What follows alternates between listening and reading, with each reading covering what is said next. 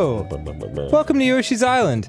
Aaron and I just had a nice long friendship talk while this title screen was playing, so we've been listening to this music loop for an hour. But you're not tired of it, right? No, it's actually so charming. fucking charming. It's boom, boom, ba-doom, boom. I was listening to the bass line.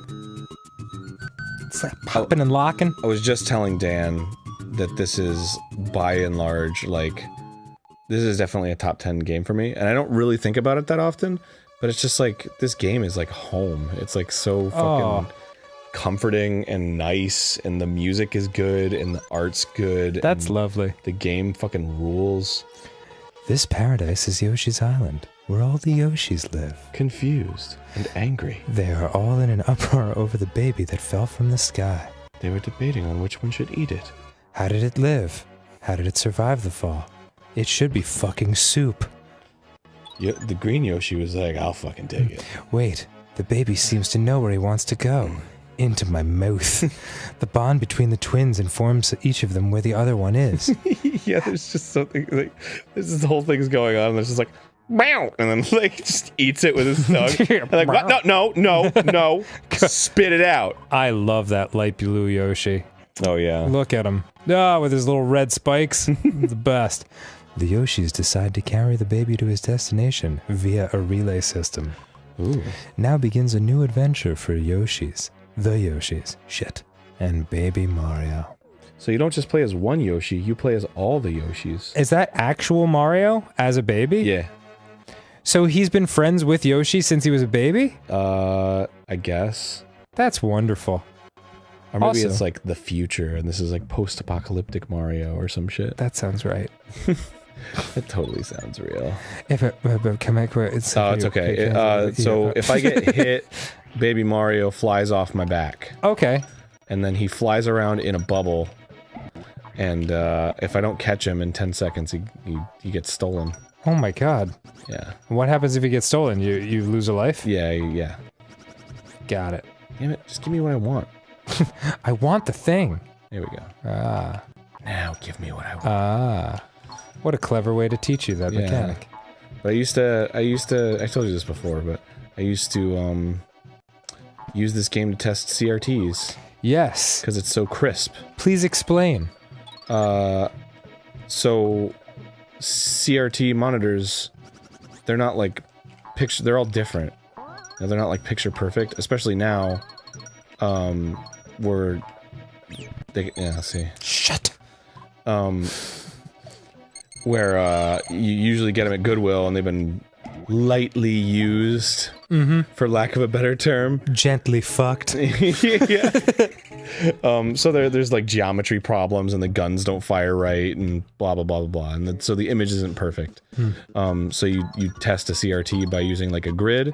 Gradius 3 on the Super Nintendo has a grid. Oh yeah, that's right. I remember you doing that.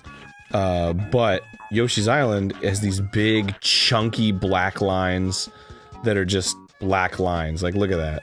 Oh yeah. Like the flowers. So it's really easy to see, like, if the pixels are clear or not. Oh, that's cool.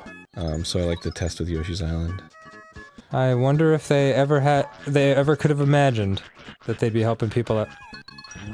I don't know, man, but ain't no other game as crisp as this shit. This game crisp as fuck. Yo. We crispy, dog. Yo, this game like Crispin Freeman or Crispin Glover. Oh, my favorites. Oh god. My two favorite and that's only Crispins. That's very unsettling. Oh, Mario crying. And then there's some kind of beep beep beep beep thing going Yes. on. And the red flashing, like, come on, guys. Yeah, they don't want you to lose Mario. Yeah. He's a, oh, hello. Ah, no, come here. No, I can tongue up. That's why the ladies love you, Aaron. I can tongue right, left, and up. Do you like that, baby? You're all the way up there, huh?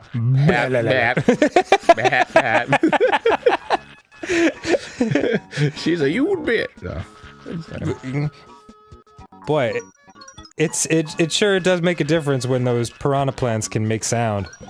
Oh, and they go. Yeah. Just shut the fuck up, man. Go back to being fucking Mario 1 piranha Yeah, plants, go back to being a plant. You don't have vocal cords. I think it might just be the rustling of their leaves. Oh, you might be right. Oh, that poor shy guy. I've been birthed! Ah! He just popped out. Hey, what's going on out here? I will be rebirthed as an egg. Ah, just like aliens. I got fucking eggs behind me, dude. This game's all about throwing eggs, Dan. Like so. And then you fucking get a little plant. I'm all about throwing shade. Or eggs. I'm about to get some shade under here. Oh, this that's fucking sunflower. What's the hardcorest shade that you've ever thrown? probably dark brown.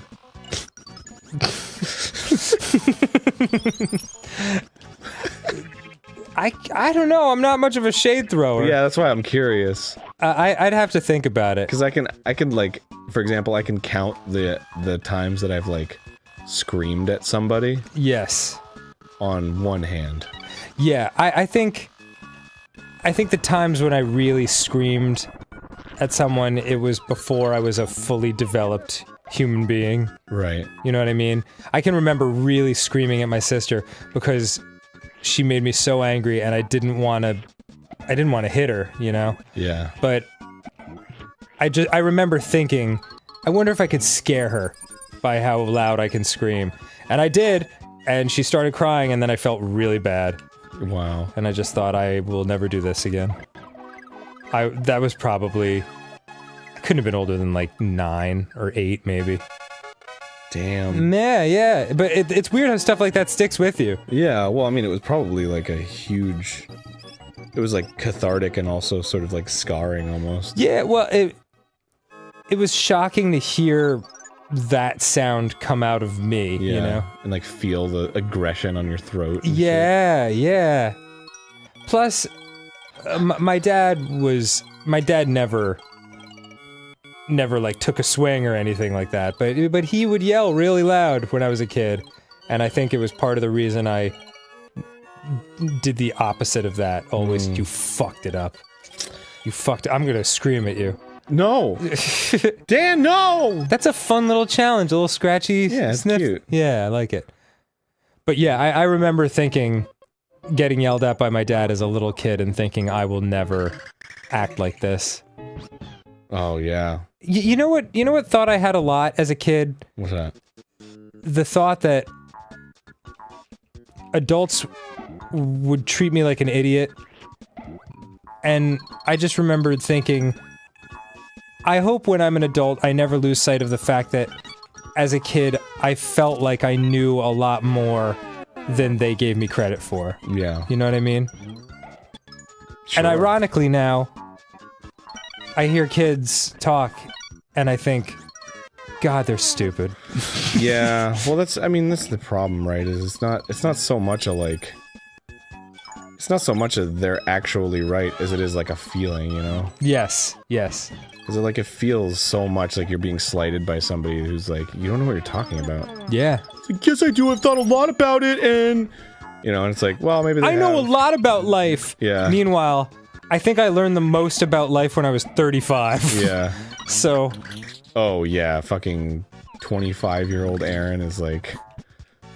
If I could meet him, I'd be like, oh. Oh, kiddo. Just, listen to me for a second. Yeah. Why don't you shut your whore mouth for a second? Yeah, I know exactly how you feel about that. I think the thing for me, because I have, I've got new family, you know? I have, nieces and nephews. Yeah. On Susie's side. Same with my sister, Dana. She's just cranking them out. Yeah. And every now and then there's a new human being that I get to talk to. But like, I didn't really have them in my life until pretty recently. Oh, okay. And, so I got to like try out how to act around, you know, teenagers. Sure. And I feel like it worked out pretty well, because I was just like, here's what I want to do. I just want to listen. I just want to listen and let them know I'm listening. Right. Because that's something that I felt like I never got as a kid. For sure. And holy crap. First of all, do not disrespect the Bloods like that. and it was not a diss. It was just a slip of the tongue.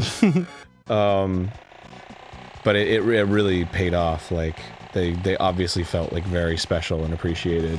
Yeah. Just because I listened, and like if they did say something that was like naive or whatever, I either wouldn't comment on it, or I'd just like genuinely be like, oh, that's interesting. Why do you think that way? Yeah. Yeah. Well, I mean, and then they would explain, you know? Shit, dude, no one listens to you when you're a teenager in a lot of ways. And now I feel like it's even worse than it was when I was a teenager, because people are on their phones so much now, no one listens to you now when you speak, you know? Yeah. There's that comedian, I can't even remember if I said this on a Grumps episode or just repeated it to you off camera, but I was watching a comedian who basically said people pull out their cell phones now when they sit down for a meal with someone and just like put it next to them like it's the Old West and like they used to put out guns. That's so true. Just so you know, I can ignore you at any time. Yeah. At any moment this conversation gets boring, you know where I'm gonna turn. Yeah. And you know how that's gonna feel. So get used to it, bub. Yeah, so I'm sure they really appreciated that. Yeah, man. I mean, you know, there's a fair share of them being on their phones as well, but... Of course. It's the fact that somebody was, like, paying attention to them and listening to them, I think was, like, a huge deal. Yeah. So. It's... Also, can I say... Because you and I are in talking mode, because we've been chatting before this started for a while, I didn't even have a moment to realize that you turned into a helicopter. You turned into a dinosaur helicopter, and it was freaking adorable. Oh yeah, I was flying around all which away. I loved it. And now you're on Light Blue Yoshi. Do each of the Yoshis have their own skills that they turn into? Nah. Oh. It just varies based on the stage. Still adorable, and we'll do that next time on Game Grumps. Yay, the relay race of Mario. I love it.